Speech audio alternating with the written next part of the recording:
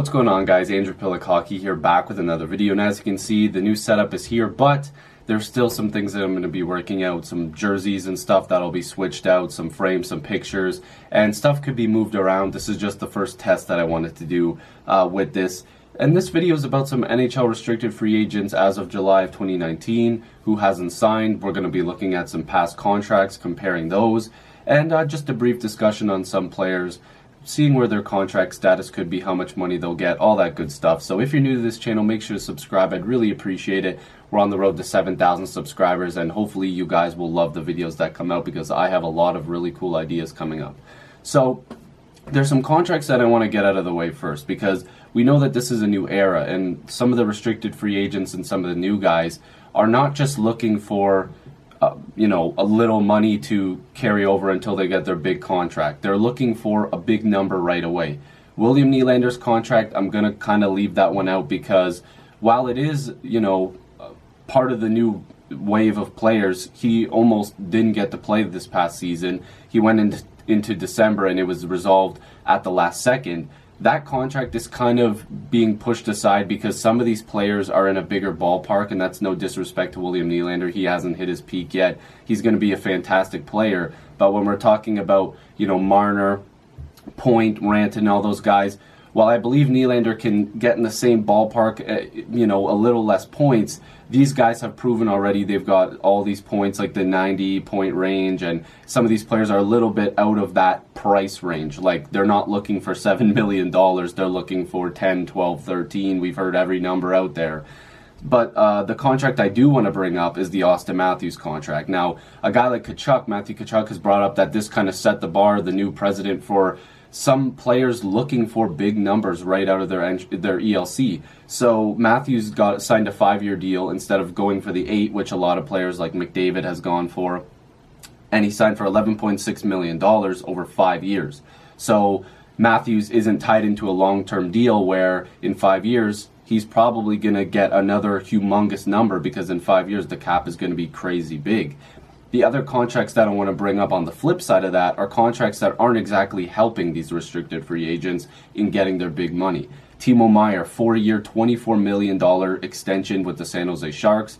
Timo Meier is 22 years old, came off of a great season, 30 goals, 36 assists, and 66 points in 78 regular season games. Now, he also had 5 goals and 15 points in 20 playoff games. So we know playoff numbers don't exactly go over well when it comes to a contract extension. Nobody likes to give out big money just based off the playoff performances. But Meier's 22 and he's improving every year. After having a career year going into this group of RFAs, he's like, you know what, I'm getting this done. Him and his agent and the Sharks settled on that 4-year extension, a $6 million AAV if I'm correct. And some of the RFAs out there are going, buddy, what are you doing? You could get probably way more than that. Look at all of us. We're holding out for big money. So that kind of hurts the restricted free agent market, if you ask me, because there shouldn't be a $3 to $4 million difference between a 66-point player and an 80-point player. That doesn't make any sense to me. Next is the Sebastian Aho offer sheet that he signed with the Habs. That was, of course, matched by the Carolina Hurricanes, which is a fantastic deal for Sebastian Aho. A 5-year, $42.27 million offer sheet was given out by the Canadiens, which, like I said, was matched. But here's the kicker. The Aho contract had maximum bonuses in the first 2 years. So he was making, in the first 2 years, he'll be given $21 million, and that was reported by Chris Johnston and Elliot Friedman. So his Aho's actual salary is $700K to $750,000 per season. The rest is all bonuses. So approximately, like I said, $21 million in the first 12 months.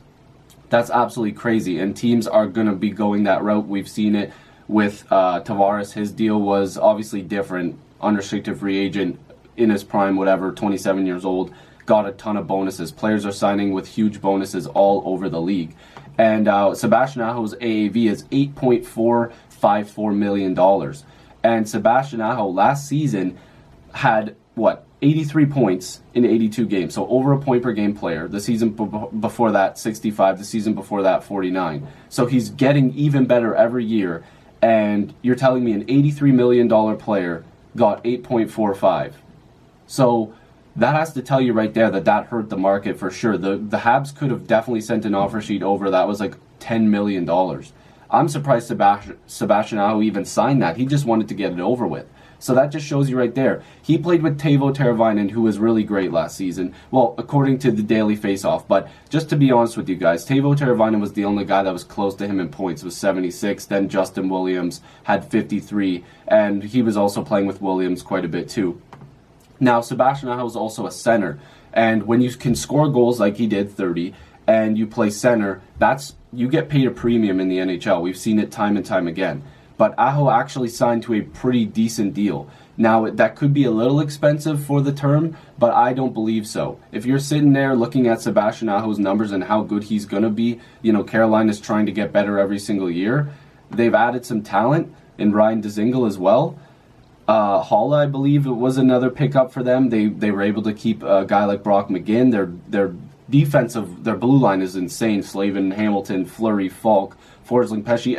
They have lots of depth, and they have some guys coming up too.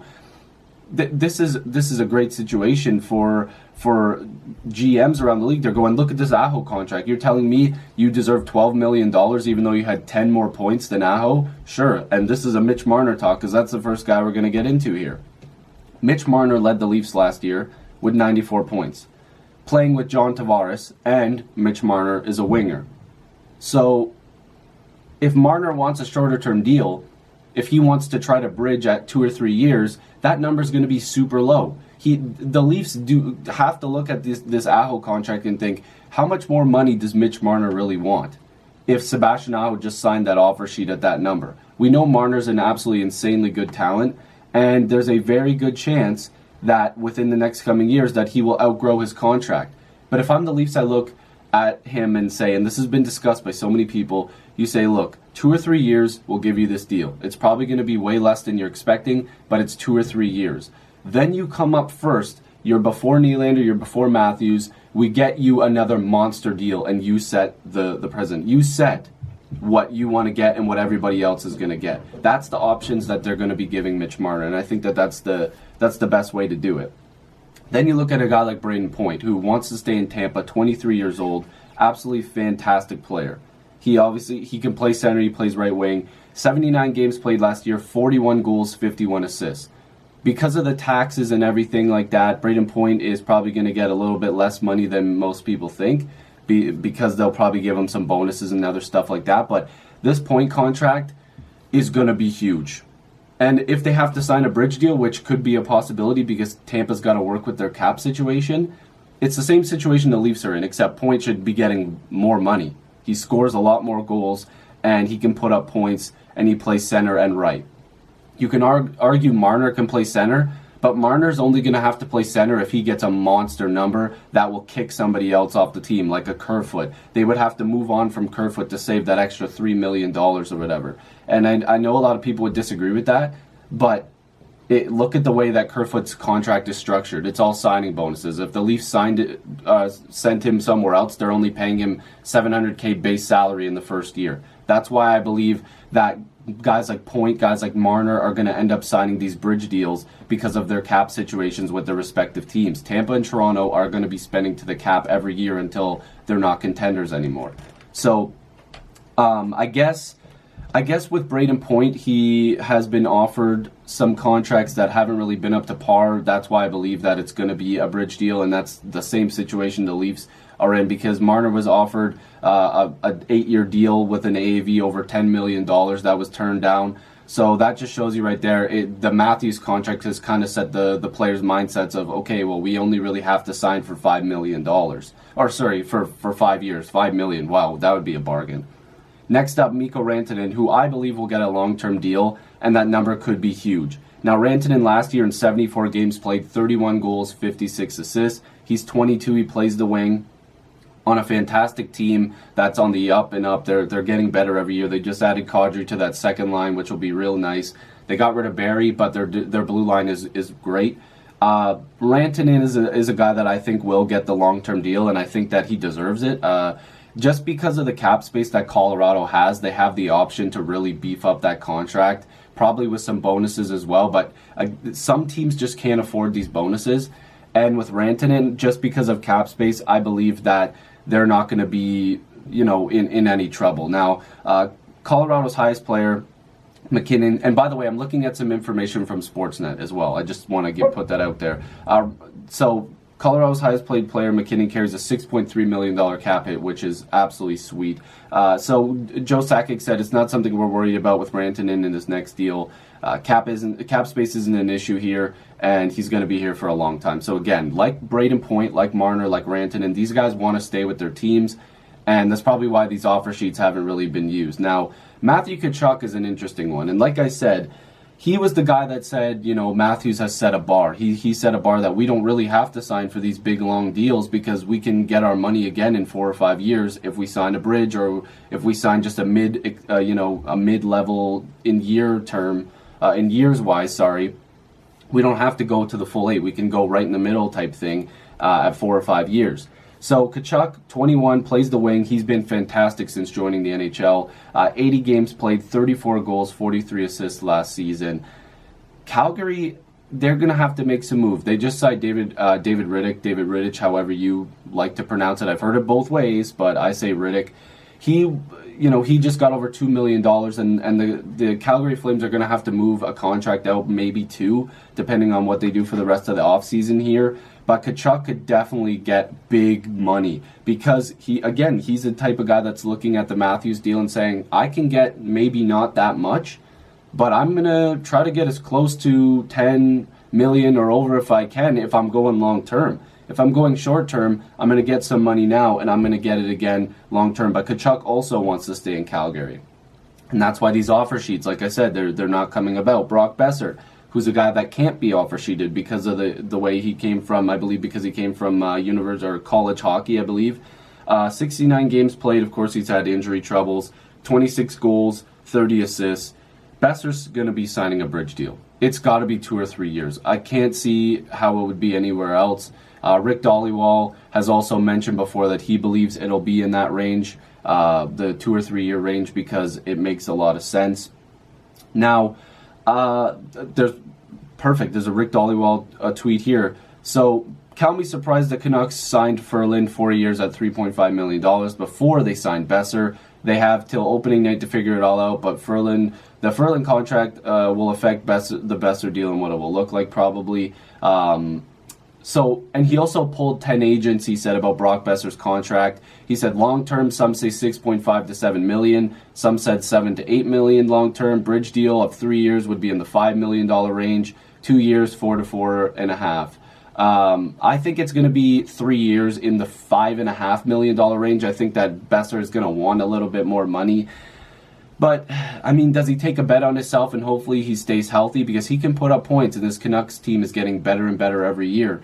He would be landing a huge contract once they're starting to get really into contention for being a playoff team that could make some noise. So we'll have to keep an eye out for that. Charlie McAvoy, the biggest defensive name right here so far. He's 21, 54 games played, 21 assists, 7 goals. He's had some injury trouble as well, but he's a guy that has outperformed Aaron Ekblad. It says here, I would agree, $7.5 million cap hit for Ekblad would obviously make him the highest paid player in Boston ahead of David Krejci at $7.25 million. And like it says here, the Bruins' concern is health. McAvoy has suffered heart and concussion issues and has yet to play more than 63 games in a season. So that's clearly a problem. I wish McAvoy all the best health out there. He's a fantastic player to watch, even as a Leaf fan. I love watching the guy. He is very good. But they're probably going to get something done here. I'm almost wondering if it will be a bridge deal in Boston as well until his health is up there and he knows he can get the bag again. I'm wondering if they do go a 2-year deal as a prove-yourself contract. And that's the same story for a lot of guys on this list. Kyle Connor is another huge name here. 22 years old, left wing. He is a guy that the Winnipeg Jets need to stick around because they have been dealing with so much this offseason. They have had so much trouble holding on to talent because of their cap space. Myers, of course, moved on. They traded Trouba. 82 games played. He had 34 goals and 32 assists. Connor can fill the stat sheet. This is a guy that is getting better every year. You look at the Ehlers contract, you'd think, well, Andy Strickland right there. He tweeted out, if Nikolai Ehlers is worth $6 million, what's Kyle Connor worth? Better player, hashtag go Jets go. the Jets have some thinking to do here. What are they going to do with this money? I think that Ehlers is another guy. They might have to explore a bridge deal until they can find ways to, when the cap goes up and they have space, they're going to have to work on that. Patrik Laine for sure has to be a guy that will take on a bridge deal. 82 games played, 30 goals and 20 assists for 50 points, minus 24, but I don't really pay attention to plus minus that much. Laine, if he scored 40 goals this year, this is a whole different conversation, and people are saying Montreal should offer sheet this guy. That's a guy I'm surprised nobody has offer sheeted. He is super interesting when it comes to offer sheets, because I'm almost wondering if he would sign a jumbo friggin' offer sheet. If you went in at $10 million, I don't even know if the Jets would sign that. If it's like a 5-year term, we know Laine is going to keep scoring goals. He had a bit of an off year. He went from 70 points to 50, but he could score 50 goals next year. Like, let's be honest here. He could score more than that. And we've seen, like, David Pagnotta say that the Islanders and the Habs were teams that were still kicking around on offer sheets, and the Habs might be interested in Laine, but that's kind of cleared up. I don't know. Those are the big names that I really want to talk about, but we're seeing a common theme here that teams might have to give up big money or just stick with a bridge deal and deal with these contracts in 2 or 3 years. So let me know your thoughts down below. If you're new, make sure to subscribe. Love to have more hockey conversations with you. Join the squad. Let's get to 7,000 subscribers. And I'll see you in the next video or stream as my dog barks. Peace.